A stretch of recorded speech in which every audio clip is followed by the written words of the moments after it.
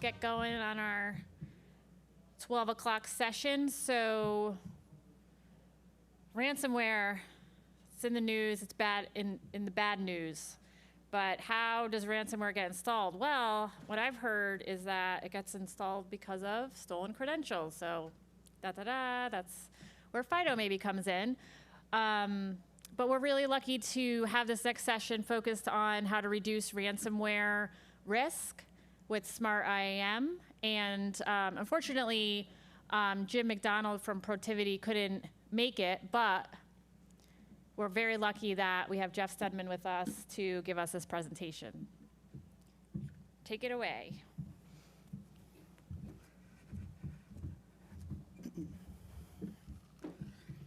All right. So, good afternoon, everybody. As it was mentioned, my name is Jeff Stedman, and fortunately, Jim could not make it here today. I'm just curious, so this is my first conference that I've been to since the whole kind of pandemic thing hit. When people are coughing, do you, out in public now, do you like second guess yourself? Like, I need to like not be coughing or sneezing because all of a sudden it's a huge deal, right? Okay, so that's why Jim's not here. We didn't want to be that guy, right? So it'll be just me today. As I mentioned, my name is Jeff Stedman, and I've been in IAM operations for a long time, since 2003. Worked for Walgreens, for SC Johnson, building out teams and programs there globally. Currently, what I do is I work on the advisory services team for Protiviti. So building out identity and access management strategies for organizations all over the world. That's what Jim and I work together on. We've been doing this for 5-6 years now, building out those programs. If you have not heard of Protiviti, that's cool. I hadn't heard of them either until they had purchased our company earlier this year. Mostly it's financial audit, and that's kind of been the history behind it. But there was a large contingent of technology consulting and other services that are part of that as well. Just a quick note, I'm not seeing any speaker notes up here, so that would be helpful for me as we're going along. There we go, thank you very much. So another thing that we do is a podcast. So this is something that Jim and I started a couple years ago. We do it weekly. It is a vendor neutral, no commercial, no marketing BS spin on anything. It is an identity conversation amongst identity nerds. We do this all the time, like I said, weekly. We just released episode 116 on Monday. And I've actually been recording some podcasts here with some folks who have been kind enough to lend some time for us. So like I said, this is something that we do on the side. This is not our quote unquote real job, just something we do for the love of the game, let's just call it that way. Try to make it a vendor neutral, safe place, again, away from infomercials and things like that. So we don't advertise ourselves or anything like that. So this is my shameless plug to always drive more listeners. We're heard around the world, thousands of people listening, and we'd love to have more folks come on, share their experiences, et cetera. So if that's something that's interesting, definitely reach out. We're always happy to engage. So let's get to the meat of the topic. What we're going to talk about today is Smart IAM reducing ransomware risk. Before we get to that, what we want to talk through is what is ransomware. Just level set, make sure that we're all on the same page. We're going to treat this like a dinner. That'll be our amuse-bouche. Just a small little taste of what that's like. We're going to move to the appetizer, which is, okay, so how do we define smart identity and access management? Because if there's a smart IAM, then there definitely has to be a stupid IAM as well, right? So we're going to talk through what that means. And then for our main course, we're going to start to talk about what are some ideas that we have to leverage that smart identity and access management to reduce that risk. Not only the ransomware getting into the environment, but also the damage that it can wreak once it's inside the environment if your first defenses fail. Then for dessert, we're going to talk about some takeaways, things that people here can start to think about to help reduce that risk and move things forward. So let's move on. What is ransomware? On the screen here, what you see is what ransomware looks like in the wild. It is text on a screen that basically says, I've got your stuff, pay me, or else. How many people, just a show of hands, know who Ricky Bobby is? All right, pretty good. Some of you might know him better as the great American thespian Will Ferrell from the movie Talladega Nights. He had a saying in the movie, if you're not first, you're last, right? Basically, you have to always be in first place. In the case of ransomware, it is the opposite. What you don't want to be is last. So ransomware is easy pickings. It's a business. They're looking for money. What you want to be is not the worst of the pack. So if you're not last, you might as well be first. If you think about it from the analogy of a bear chasing you in the woods and you and your friends, you don't have to be the fastest person. You just have to be faster than all your friends, right? So that's what we're looking for here, is that is one of the defenses out there. This is not typically a targeted attack that ransomware is. It is a business, like I said, people looking for money. It is dangerous. They are looking at causing damage in any number of ways. It could be ransomware holding the system hostage, right? You can't do any work. We've seen that all the time. It could be we've taken the data and now we're going to exfiltrate that and publish it. And it may be embarrassing or whatever it may be. And what we're seeing a lot now is that ransomware is a service that is offered by one criminal organization to another criminal organization. So there are reusable playbooks. There is, different teams that you can basically hire and bring in and augment your own cyber criminal group with these types of service. So ransomware as a service is a legit thing that's out there, and it is not typically a targeted attack. Again, they're looking to get whatever they can. It is very much a machete or a chainsaw versus a scalpel type approach. All right, so why do I care? Why do I care that ransomware is out there? This is, after all, business. They're out there to make money. That's the main objective for the most part. It is a problem for everyone. Curious, how many people have children here? Okay, most folks out there. So a couple weeks ago, this news article hit the wire. Hospital hit by hackers, and unfortunately, a baby died as a result of this. And what the suit alleges is that because of the hospital's response to the ransomware, or allegedly the lack of response and be able to get back in a timely manner the services that would typically be there from a level of care, unfortunately, this child died. So what if that was your child? So this is not just money and protecting my organization. This is a societal problem that is unfortunately increasing. So this is something that's going to happen. Unfortunately, like I said, more and more. You're going to see more targeted attacks. We saw with the pipeline attack, disrupting energy supplies on the eastern coast of the U.S. It's not going to be the last time. They're going to keep hitting that type of thing. So we have smart identity and access management. And it's really talking about the fundamentals at the very base. It consistently gets identity stuff right, removing access in a timely manner, making sure you take care of dormant accounts that might be sitting out there. The challenge typically on this one is being consistent. It's super easy to say, hey, we've got an audit coming up. It's part of our yearly SOX or HIPAA or whatever it may be. Let's go off and clean off our systems and make sure it's clean for the auditors to come in. And then you wait a year to do it again, and you're just not following good hygiene, right? So we want to make sure that that's taken care of. I'm just curious again, for folks who are here representing an organization in the enterprise level, does anybody have investments in identity governance and administration, privileged access management? I see some hands, not a lot, which is unfortunate, but keep those hands raised if those systems are tied together and talking to each other to help each other out from an identity perspective. I see a couple, okay. So that's good, right? You're leveraging the investments across those things you made. Those are not cheap softwares that are out there. And by stringing those together from a capability perspective, you're going to make that system a lot stronger. And then we've got modern authentication. So things like FIDO, WebAuthn, using biometrics and getting rid of the password is a big part of this. It's still out there. We heard from this morning from Pam Dingle and Microsoft that they would just be happy if everybody used MFA. Any MFA is better than no MFA at all, even if it's SMS, which, as professionals in the space, I think we all know is not the most secure method, but it's sure as heck a lot better than what a password alone brings to the table. So let's talk stupid IAM, right? I think we've all had this state where we feel like Captain Jean-Luc Picard, and he's like, oh man, what the heck just happened here, right? So it's the inconsistency again around just basic identity hygiene. I talked to a ton of CISOs, a ton of CIOs, leadership in IT organizations and InfoSec all year long, and it is a common refrain every time we talk to them that they have audit findings relating to identity. accounts weren't removed in a timely manner. There were lax controls over privileged access management, and really identity as a whole, because a lot of times it's not just one part of the organization that's responsible for all of identity. It is probably a distributed service that comes around from multiple areas of the business or IT, and there's really kind of no ownership over it at all. They're still banking on passwords.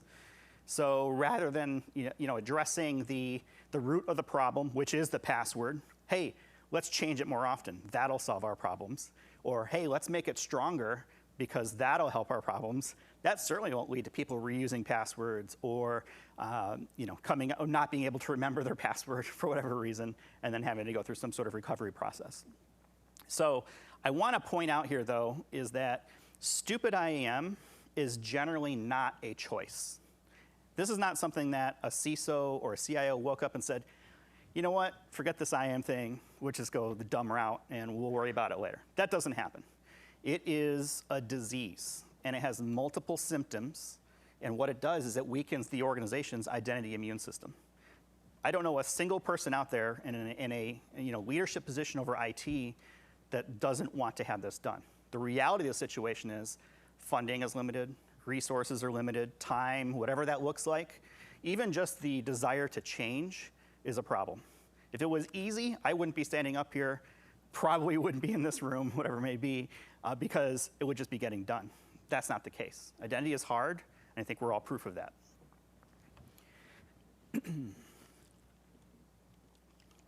So let's talk about some ways that we can leverage Smart IAM to reduce risk. Hopefully by now, I think you've realized that I'm a bit of a pop culture fan, so I like to intersperse some pictures here and there. I will say that before we proceed any further, there will be spoilers for some things and TV shows that people may or may not have seen. And we may also go to the dark side a little bit and get a little bit dark, so bear with me here. What we're going to look at is a few different scenarios. And the first is, I don't know how people are familiar with Game of Thrones, but let's hold a red wedding for the password. And we'll talk about what that means in a second. We're going to follow Walder Frey's journey for Game of Thrones fans out there, of which I am amongst you. The second one is people should be bringing peace, freedom, justice, and security to their IAM programs. If you think about it from Anakin Skywalker's point of view, he wanted to basically bring order to the Empire and make sure that everything was the way it should be. So that's another area that we're going to talk about here. And then last, which seems to be a very common thing, is war games and Whopper, making sure that we turn and protect those keys. How are we going to guard the keys to the castle, keys to the kingdom, whatever you want to call it? What are your most sensitive accesses, and how do we make sure that those are protected? So let's talk through holding a red wedding for the password. What does that mean? Well, first thing is, let's kill the password. So let's move from knowledge-based to possession-based authentication. Let's make sure that we're starting to address the root of all of our evils here, centralize and strengthen the authentication, and then we're going to talk about the third rail in a second. What we want to do is channel our inner Walder phrase and end the password bloodline.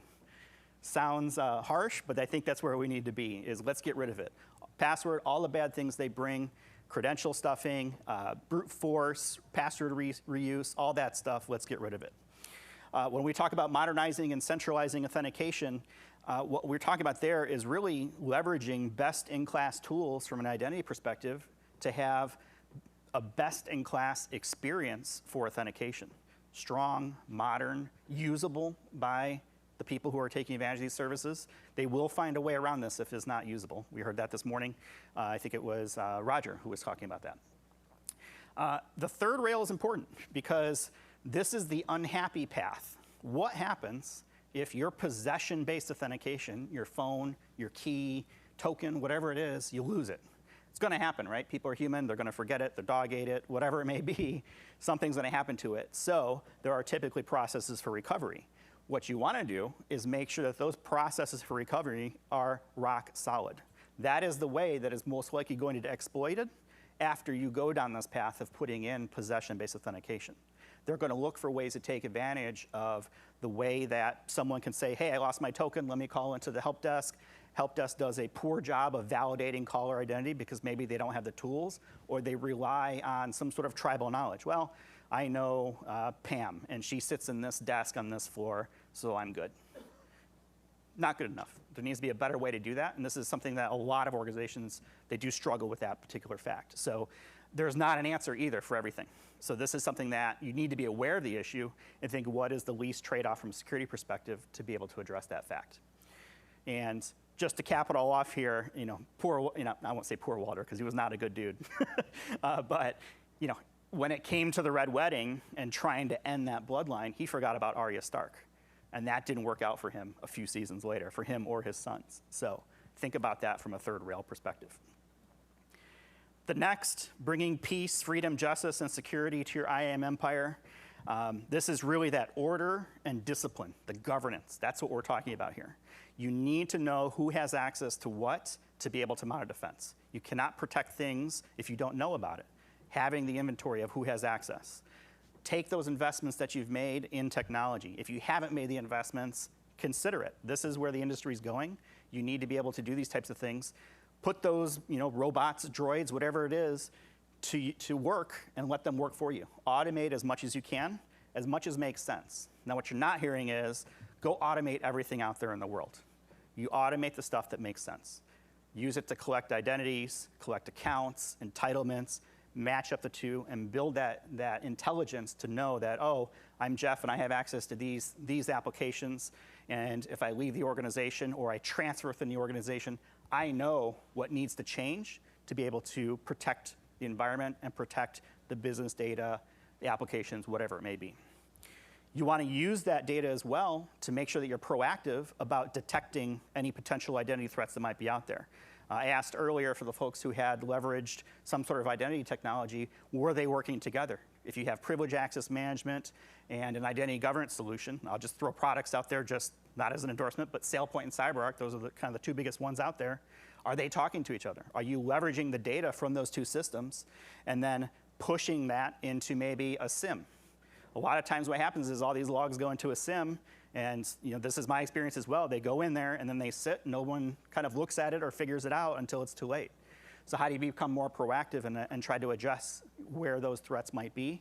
This is where things like behavior analytics, and I hate the buzzword, but AI, right? They come in and they help be more efficient with less resources.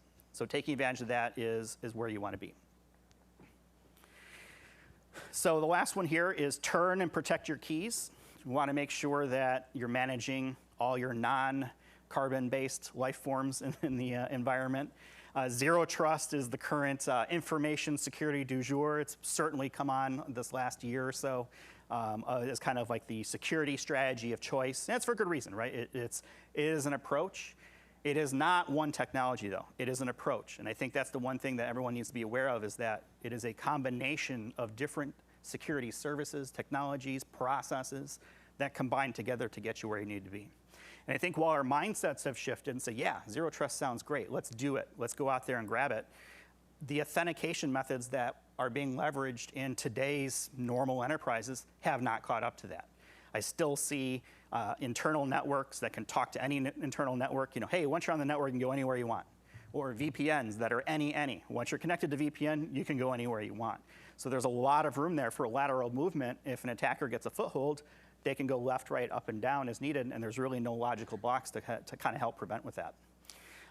And the other thing that you want to look through too is making sure, again, as there's those non-carbon-based life forms, service accounts, APIs, DevOps pipelines, all that stuff, make sure that you have an accounting for it. What are they doing? Push back on vendors that say, hey, we need an AD account that means domain admin to make our product work. That's not always true. That is a lazy, easy excuse to basically go through the process of just getting the service account the access that it needs. And this is something that I would challenge all of you, push back on your software vendors. Tell them, no, we don't allow domain admin because of the permissions that can certainly cause problems for it if that account were to get breached. It may not always be possible, but have the discussion. Start talking with your software vendors around that type of things. And that could be for anything, right? Not just Active Directory. It could be Azure, global admins, or something on Unix or AWS or whatever it may be. Really think hard about the permissions that you're giving to these non-humans and making sure that those credentials are being effectively managed. The last thing there is securing the backups of your backups of your backups of your backups. This has been another ransomware approach, is to compromise those backups, delete them, make them unusable, make it harder to recover. Right? That was sort of like the early defenses. Okay, we'll just restore from our backup and we'll be fine. Well, now they've gone into the environment, they've taken over your AD, they've taken over your backups. Now you're really screwed. So you have to make sure that you have those under control. The other thing is, if you are making backups, how do you know that the backups that you've taken aren't already compromised? We just saw, I think it was Cineverse was hacked for 5 years. The SMS routing provider for a lot of cell services around the world. It's a long time to be sitting in someone's network. Who knows where they're at? I'm not sure how they'll ever unwind that without totally rebuilding from scratch and being absolutely sure that there is not still some presence. So there's other things that we can ponder here, right? It's not just identity. This is a collaborative effort with other parts of InfoSec and information technology. It needs help from those other areas. It's a lot stronger defense when you have those layers and you're taking that approach and you're collaborating with other parts of the business. You've got things like endpoint detection and response, collecting signals from your managed devices and making sure that access is where it needs to be. If there are things that are anomalous in behavior perspective, making sure those are getting forwarded to the right areas. Things like network segmentation, I talked about, any, and rules letting you kind of go anywhere. This is an area where you definitely want to apply this as part of your zero trust framework. Is you don't trust everybody. Everyone is, not your friend, even if they're on the inside. So make sure you can limit the responses and the lateral movement. Patch management is still an important one. I talk with our attack and pen teams on our side as a consulting firm, and it's still out there. This is like, okay, we didn't patch our system and there's a 0-day or some other exploit that's been out in the wild for X number of months, years, and system didn't get patched. Make sure that people understand in the environment that they need to keep their systems up to date. This should be built in as part of the budget for a program. Make sure that when you buy software, when you stand up services, that you are prepared to support it for the long haul. And that includes making sure that you keep it up to date.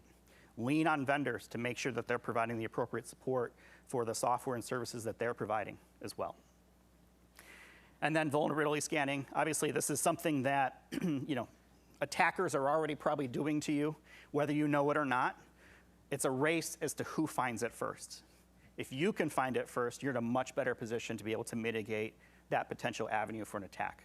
So take advantage of the tools that are out there. Make sure that, especially if you have something that is facing the internet, that you're doing the appropriate scanning to make sure that you catch whatever vulnerabilities might be out there, triage them, and start working on them. It doesn't do any good to have it go onto a list and a spreadsheet somewhere living on SharePoint and then no one does anything about it. Well, we knew about it, but we didn't do anything about it is a terrible defense to go in front of any type of executive for.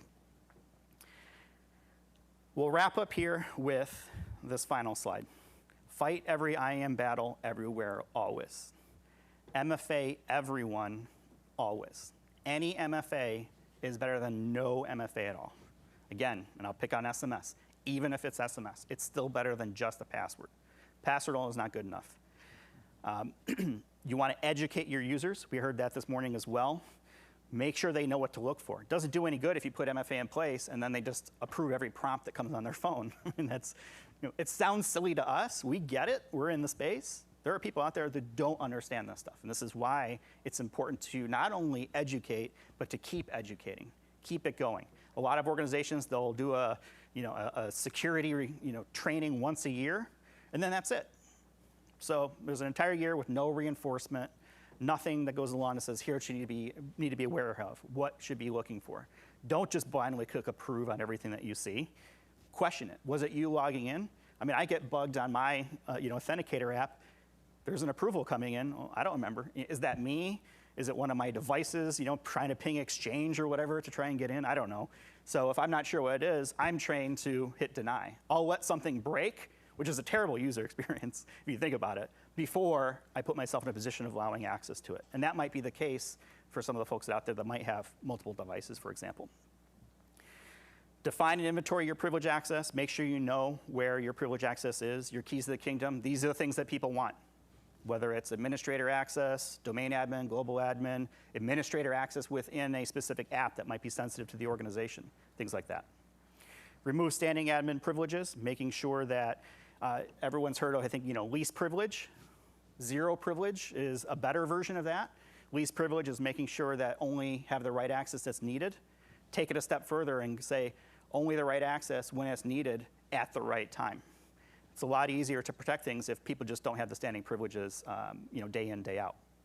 And then clean up your systems. Make sure that your systems are clean, dormant accounts are taken care of, someone leaves the organization, you're using that inventory of the accesses that are out there and pulling away those accounts when you need to make sure that you're closing off all those doors. Peter Baelish here, AKA Littlefinger, again, Game of Thrones fan. He had a great strategy that I think lends itself well to IAM. And the quote goes like this: don't fight in the north or south, fight every battle, everywhere, always in your mind. Everyone is your enemy, everyone is your friend. Every possible series of events is happening all at once. Live that way and nothing will surprise you. Everything that happens will be something that you've seen before. I think that's a great security approach. Try to play the game. You might be playing 4D chess, but try to think of the different avenues that might be out there, and hopefully that'll help you from a defense perspective. So with that, I want to thank you very much for listening, and I'm happy to take any questions or comments, or I will stop being in your way from lunch. Does anyone have any questions? Okay, so just from the app, we had a comment from a Mr. Jim McDonald who wants to know what IAM is. Yes. So this is something that I do with all our conversations is, we're an identity consulting team, and it's never inspiring confidence when you walk in and, someone on your identity says, okay, so what is this IAM thing? Is that something that we do? So thanks, Jim, for that. I appreciate it. I'm sure he's watching at home on the couch. But on a more serious note, though, I just had a quick question also in the app about the vendor management piece, because I think we hear a lot like, okay, it was a third party that had admin level access that, somehow got their credentials stolen, yada, yada, yada. But you said, push back against having them have admin privileges. But for those that do, what is the best practice just to then mandate MFA for those vendors? And how easy or hard is that to do? And is there like pushback that enterprises, might get from software companies? So probably the biggest delineator will be, are they accessing your system or is it a vendor system? Because that will drive how much MFA can you impose.